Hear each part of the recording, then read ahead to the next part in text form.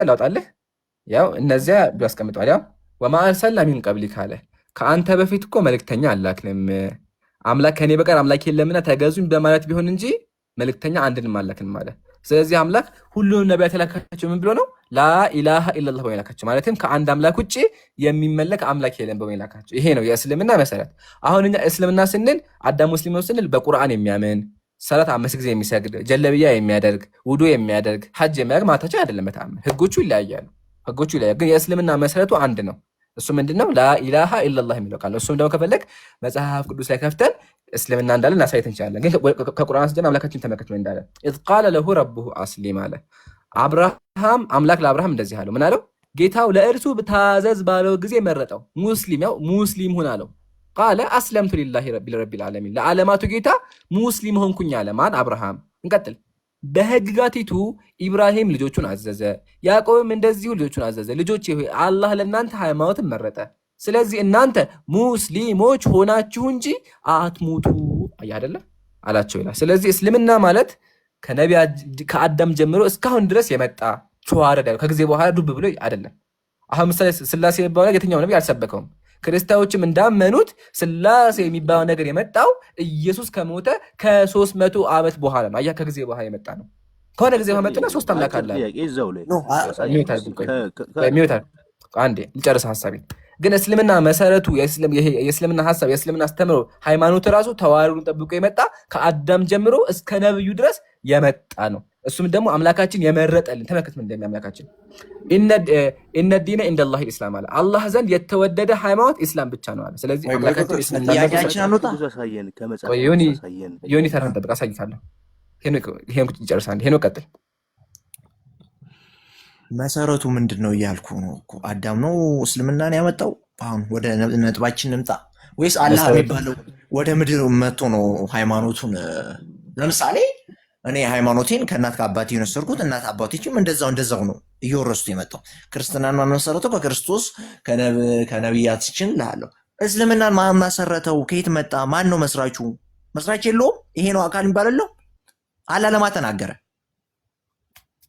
ነገርኩህ እኮ አምላካችን ለነቢያቶቹ መናገር የጀመረው ከአዳም ጀምሮ ነው። አምላክ አዳምን ከፈጠረው በኋላ አስተማረው። ኦኬ፣ አዳም ነብይ ነው እንዴ? ነብይ ነው? አዳም ነብይ አይደለም እንዴ? ነብይ እኮ ነው አዳም። እሺ፣ በእናንተም ነብይ አዳም ነው ያስፋፋው ማለት ነው። መስራቹም አዳም ነው ማለት ነው። አዳም አይደለም መስራቹ። መጀመሪያ ሙስሊም እኮ አዳም ነው። ትክክል ነህ። መስራቹ ግን አምላካችን ነው። ለዛ አምላክ ነው መርጦ የሰጠው ያልኩህ ቅድም። አምላክ ቅድም ብያለሁ ማለት እስልምናን የፈጠረው አዳም ነው ማለት ነው። በቃ የመሰረተው አላህ ነው ለሰዎች መርጦ የሰጠው። አሰማኝም እንዴ? ጠቀስኩልህ እኮ ኢነላህ አስጠፋ ለኩም ዲን ማለትም አላህ ለእናንተ ሃይማኖትን መረጠ። መራጩ ማን ነው?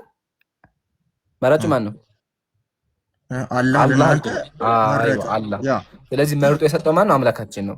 አምላክ ለመጀመሪያ ጊዜ ደግሞ ያናገረው ማን ነው? ከከኝ ደግሞ ምንድን አትረብሹ፣ እንዲረጋ በሉ።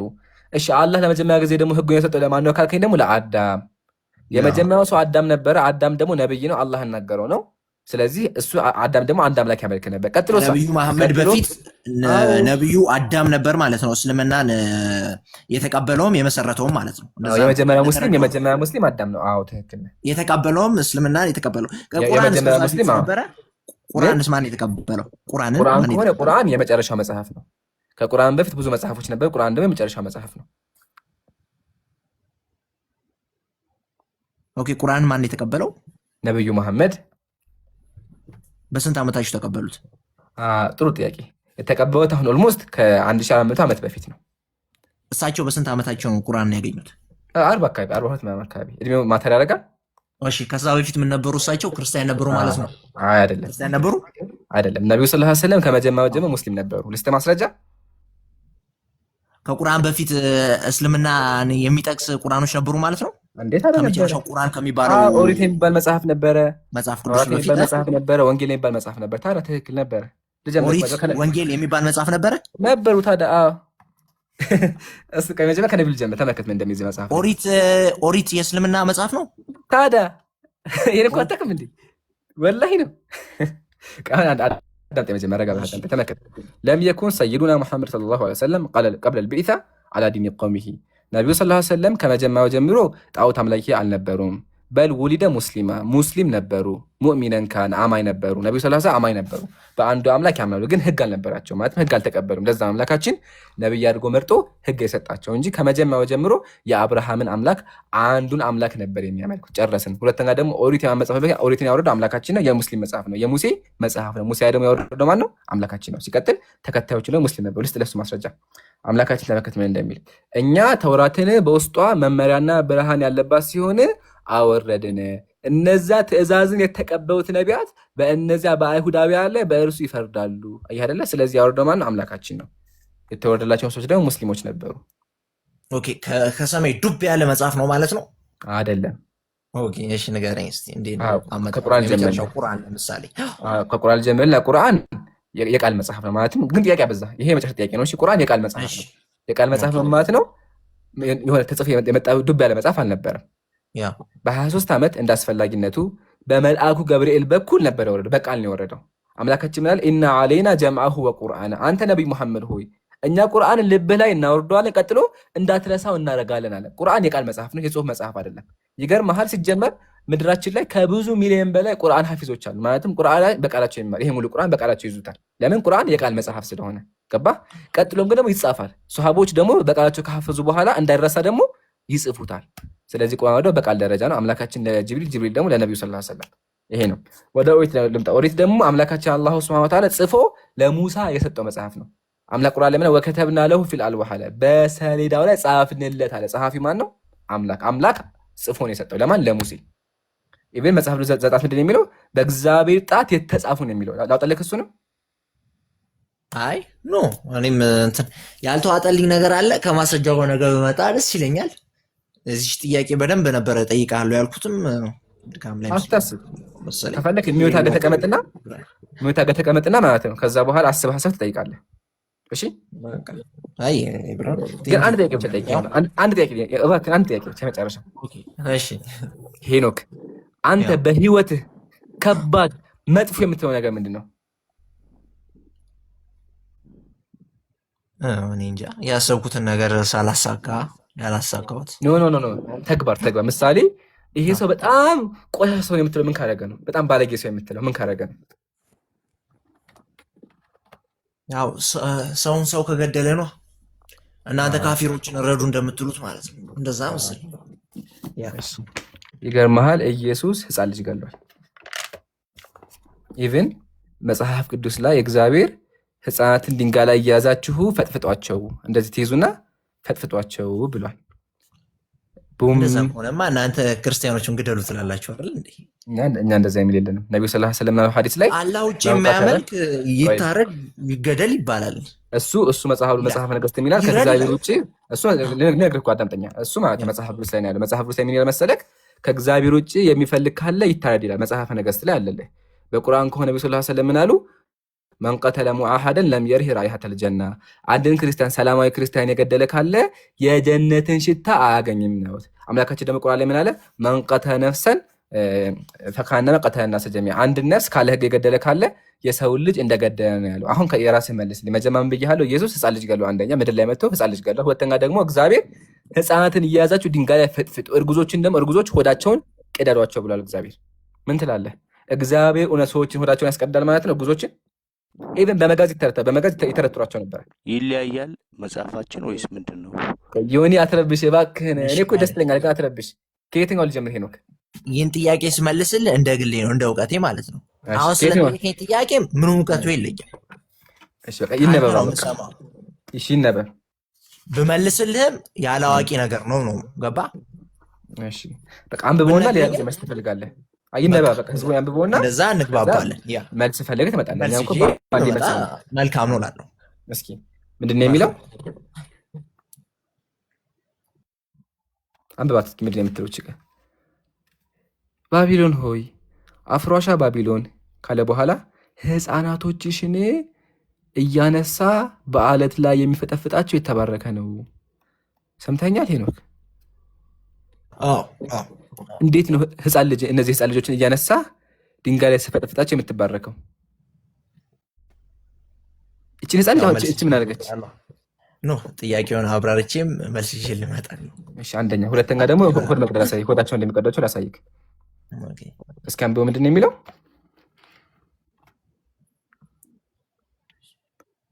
ሰማርያ በአምላኳ ላይ አመጻለች፣ በሰይፍ ይወድቃሉ፣ ሕፃናቶቻቸው ይፈጠፈጣሉ፣ እርጉዞቻቸው ይቀደዳሉ።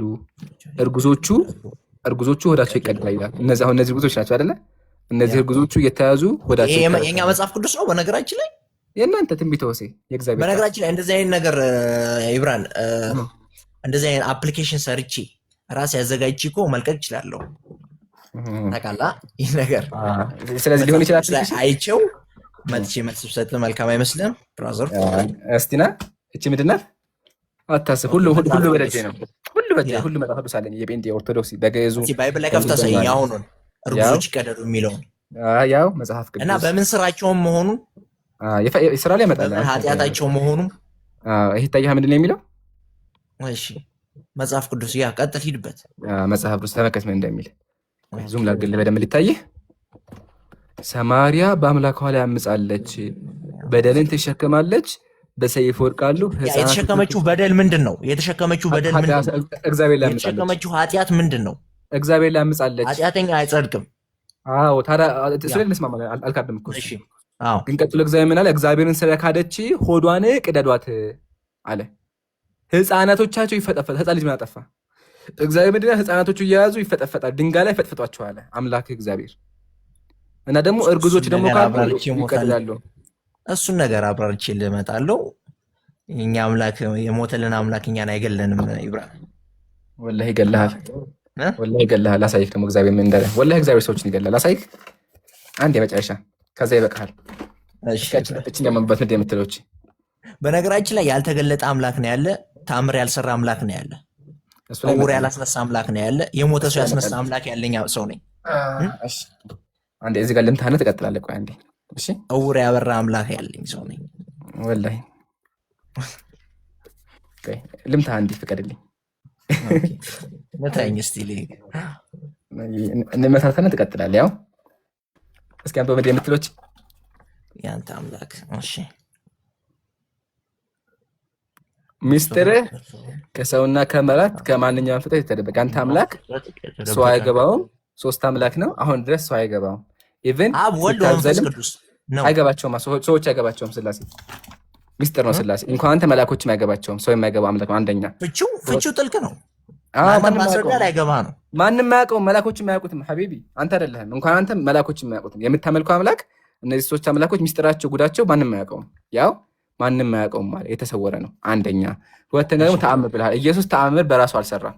ይገርምሃል። ኢየሱስ በራሱ ተአምር ሊሰራ አይችልም። ለዛ ነው ተአምር ሁሉ ከእግዚአብሔር እንደተሰጠ የሚናገረው። እሱን አውጣለሁ። አባቴ ከእግዚአብሔር ይላል። ያ እውነት ነው። እሺ ሃሌሉያ። ከዛ ህዝቦቹ ራሱ ምን አሉ? ህዝቦቹ ምን አሉ? እንደዚህ አይነት ስልጣን የሰጠን እግዚአብሔር አመሰገን። የሉቃስ ወንጌል ላይ አለልህ። ህዝቦቹ ማን ያመሰገነው? አብ ወልድ ወመንፈስ ቅዱስ ነው። አንድ ነው። አባት ወልድ መንፈስ ቅዱስ። እሱ የኦርቶዶክስ ፈጣን የለም መጽሐፍ ቅዱስ እንደዚህ አይነት ነገር ጭራሹን የለም። ወላሂ የለም። ይገርምሃል። ፈልገህ አምጣ። እኔ የጌታዬን ስም ጠርቼ እኮ መንፈስ አወጣለሁ። የአላህን ስም ጠርተህ የሞተ ሰው የሚያስነሳ አካል አለ እንዴ? በአላህ እስቲ በአላህ ምን አይነት ታምራት ተሰርቷል? አላህ ምን አድርገር አድርጓል ምድር ላይ? ለምሳሌ ከጅን ልጀምርልህና ከጅን ልጀምር ይታያል። ይሄ መጽሐፍ ይታያል። ጃሚዑል መሳኢል ምን ይላል መሰለህ? አንድ ህፃን ልጅ ታሞ ነበረ። ፈአተት ቢሁ እምራአቱን ቢሃ ለወለድ ልጅ ዛመጣች ለምናች ፈቃል ነብዩ ሰለላሁ ዐለይሂ ወሰለም እኽሩጅ አዱወላህ አሉ። ልጁ ጋን ይዞት ነበር፣ ሸይጣን ይዞት ነበር እና ነብዩ ምን አሉ? እኽሩጅ አዱወላህ፣ አንተ የጠላት የእግዚአብሔር የአላህ ጠላት ውጣ። ወአና ረሱሉላህ፣ እኔ የአላህ መልእክተኛ ነኝ አሉ። ፈበረአ፣ ልጁ ተፈወሰ። አያህ ነብዩ ሰለላሁ ዐለይሂ ወሰለም እኔ የአላህ መልእክተኛ ነኝ የአላህ ጠላት ውጣ ብለው ምን አድርገዋል? ሰይጣን አስወጥተዋል፣ ፈውሰዋል። ግን የአንተ አምላክ በተዘዋዋሪ ሰይጣን ገሎታል። ነገረ ማርያም ምንድን ነው የሚለው? እግዚአብሔርን ያስገረፈው ያሰቀለው እንዲተፋበት ያደረገው ሰይጣን ነው ይላል። ነገረ ማርያም ምዕራፍ 2 ላይ አለልህ። አያህ ነብዩ ሰለላሁ ዐለይሂ ወሰለም ከ1500 በላይ ተአምር ሰርተዋል። የታመመ ፈውሰዋል። ምግብ ባርኳል። ቆይ ዮኒ አትረብሽ። ዮኒ እባክህን አወርድልህ አወርዳለሁ። ከዚህ አወርድሃለሁ። እኔ የማስገባ ምስኪን ልጅ ስለሆንክ ነው። አንተ ከረበሽ ግን ትወርዳለህ። እሺ አትረብሽ። ስለዚህ ሄኖክ ይሄ ነው ያለው። በአንተ አምላክ ግን ከሆነ ይገርምሃል፣ ደካማ ሆኖ ሽማግሌ ታውቃለህ። ሽማግሌ ሆኖ ነበር ሄኖክ። አምላክ ሽማግሌ ሆኖ ነበር። ላሳይህ ተመልከት። ያው እስኪ ምንድን ነው የሚለው? አንተ ወላሂ ሽማግሌ ያው አባታችን ገብረ መንፈስ ቅዱስ ከዚያ ተነስቶ አንተ አንብበው በቃ ደስ ይበል። ያው ገብረ መንፈስ ቅዱስ አ አምላካችን አይደለም እኮ አባቴ። ቀጥለህ አንብበዋ። እሺ ገብረ መንፈስ ቅዱስ በመንገድም 3 ሽማግሌዎች ደክመው አገኘ።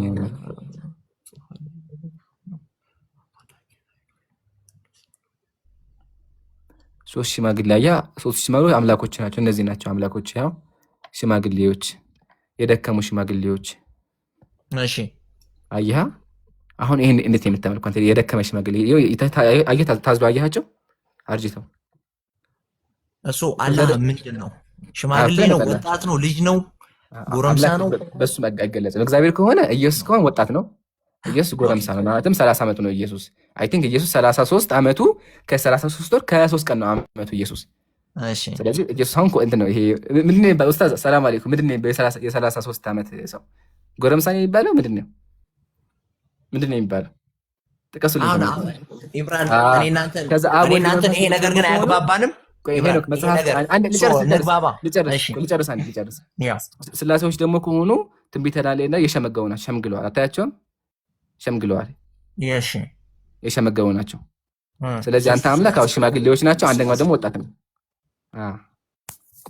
ኢየሱስ ጎልማሳ ነው። ስላሴ ደግሞ ሽማግሌ ናቸው። ያው እዚህ ጋር መጽሐፉ ራሱ መጽሐፉ ላይ የሸመገለው ያህል ሽማግሌ በመንገድ 3 ሽማግሌ አለ። እነዚህ ናቸው አላህ የሚባለው ልብ ወለድ ነገር ግን ነብዩ መሐመድ ነው የመሰረተው የሚለውን ነገር እናንተ አያግባባን። ይገርምሃል፣ ኢየሱስ ራሱ አላህን ነው የሚያመልከው። ስለዚህ አንተ አላህ ልብ ወለድ ነው ካልክ የኢየሱስ አምላክ ራሱ ልብ ወለድ ነው ማለት ነው። ኢየሱስ አምላኩን አላህ ነበር የሚለው እዚህ ነብዩ መሐመድ። በቃ ነገ እናወራበታለን። ደህና ደር መርሐባ። ግን አየህ አይደለ ሄኖክ፣ በምታወጣቸው ነገሮች በሙሉ ትያዛለህ። ምሳሌ አሁን አምላክ ላይ መጣ። አምላክ ያው 3 ሽማግሌ ነው አልኩ። ቀጥሎ አላህ አልከኝ። ይገርምሃል፣ አላህ ራሱ ኢየሱስ ሲያመልከው የነበረው አምላክ ነው። አምላክ ነው ኢየሱስ አላህ ነበር የሚለው ወጣ ሄደ። በቃ ይሄን ያልኳቸው እንደዚህ ተጣጣቻላችሁ። ስለዚህ ወገኖቻችን በደንብ አዳምጣችኋል። እግዚአብሔር ሰዎችን ይገላል። አንደኛ ይሄን ሊመለስ የሚችል ካለ ይግባ። ዴቪድ ሰላም ብያለሁ። እንዴት ነህ? አላህ አልሐምዱሊላህ። ቆይ አንዴ የሚውታል ኡስታዝ ሰላም